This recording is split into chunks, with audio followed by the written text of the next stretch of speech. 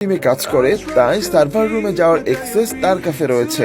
ইমান সাথে সাথেই খুব সাবধানে স্যামের ফোনের উপর থেকে প্রোটেক্টিভ গ্লাসটা উঠিয়ে নেয়, কারণ এই গ্লাসে স্যামের হাতের আঙ্গুল রয়েছে, আর এই আঙ্গুলের সাব ব্যবহার করে সে সার্ভারের রুমে পৌঁছাতে পারবে। কিন্তু সাধারণ এমপ্লয়ি হওয়ার কারণে ইমানের চতুর্থ তলায় যাওয়ার লিফটের দিকে যাওয়া মানা। যদি কেউ তাকে ওই লিফটে উঠতে দেখে তাহলেই তাকে সন্দেহ করবে, আর তাই সবার চোখ এড়াতে ইমান দ্রুত ক্লিনিং স্টাফদের রুমে এসে তাদের ড্রেস পরে নেয়। ক্লিনারের গেটআপ নিয়ে ইমান দ্রুত সেই লিফটে উঠে পড়ে, আর সেখানে এসে ইমান ওই স্ক্রিন গার্ড বের করে সেন্সরের উপর লাগায়। আর তখনই সেখানে ব্যাংকের আরেকজন স্টাফ ফোনে কথা বলতে বলতে চলে আসে, আর তাকে দেখে ইমান ভয় পেয়ে যায়। তাই সে দ্রুত লিফটের দরজা বন্ধ করার জন্য স্ক্রিন গার্ড দিয়ে চেষ্টা করতে থাকে, কিন্তু প্রথমবারে সেন্সর ফিঙ্গারপ্রিন্ট ক্যাচ করতে পারে না। আর তাই দ্রুত ইমান স্ক্রিন গার্ডের উপর ফু দিয়ে সেটা পরিষ্কার করে নেয়, আর আবারও সেটা দিয়ে চেষ্টা করে, আর এবার কাজ হয়। সেন্সর স্ক্রিন গার্ডে থাকা আঙ্গুলের ছাপ নিয়ে চালু হয়ে যায়। উপরে আসার পর ইমান সবার আগে অ্যাডমিন পিসির রুমে আসে,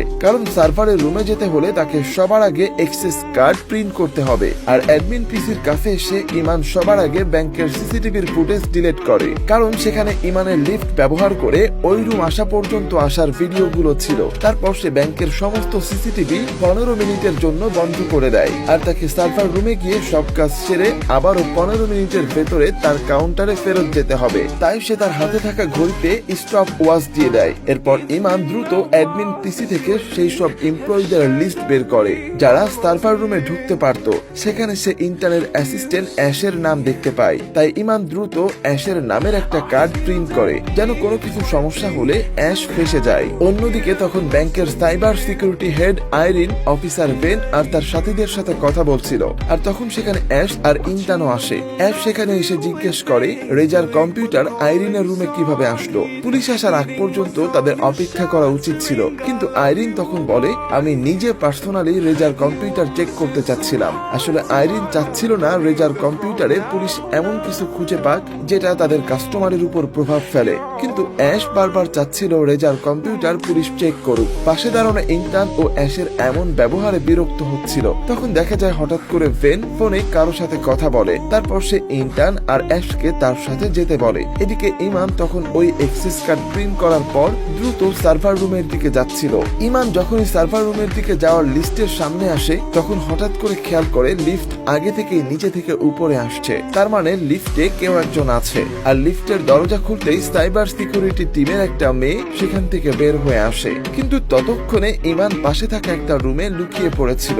লিফট থেকে বের হয়ে মেয়েটা রুমের দরজা বন্ধ হওয়ার শব্দ শুনতে পায়, তাই সে চেক করার জন্য দরজার কাছে আসলে আশেপাশে কাউকে দেখতে না পেয়ে আবারও রুমে ঢুকে যায়। অন্যদিকে ভেন তখন ইন্টার্ন আর অ্যাশকে নিয়ে সিসিটিভির রুমে চলে আসে। সেখানে এসে তাদেরকে দেখায় ব্যাংকের সব সিসিটিভি একসাথে বন্ধ হয়ে পড়ে আছে।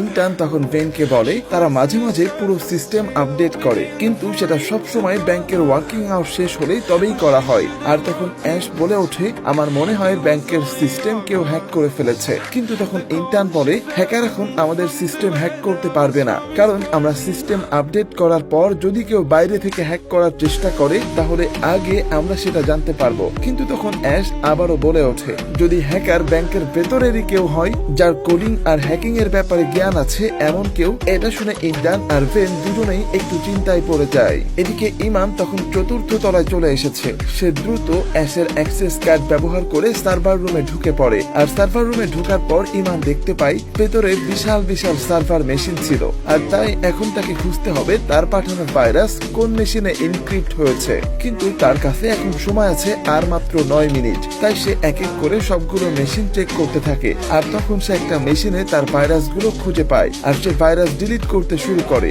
আর তখন ইন্টার্নের মোবাইলে একটা নোটিফিকেশন আসে, কেউ একজন উপরে থাকা সার্ভার রুমের ফায়ারওয়াল আপডেট করছে।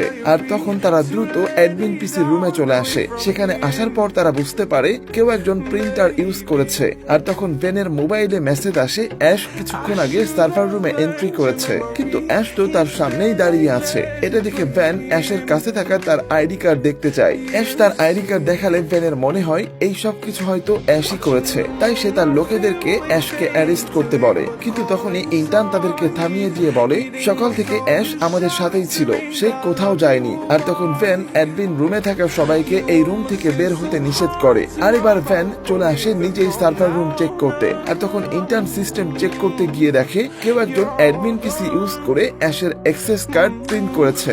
ইন্টার্ন তখন বলে নিশ্চয়ই কেউ আমাকে সহ আমার টিমকে ফাঁসানোর জন্য এই কাজগুলো করছে। এদিকে তখন ইমান সার্ভার রুমে তার পাঠানো ভাইরাস খুঁজে পায়। সে ডিলিট করতে যাবে, তখনই দরজা দিয়ে ভেন ঢুকে পড়ে। প্রিয় দর্শক, আজকের মতো এই পর্যন্তই। আসলে এটা একটা সিরিজ, আর তাই যদি আপনাদের এই গল্পটা ভালো লেগে থাকে তাহলে আমাদেরকে কমেন্ট করে জানাবেন, আর বাকি এপিসোডগুলো এক্সপ্লেন করে জানাবো আসলে শেষ পর্যন্ত ইমানের কি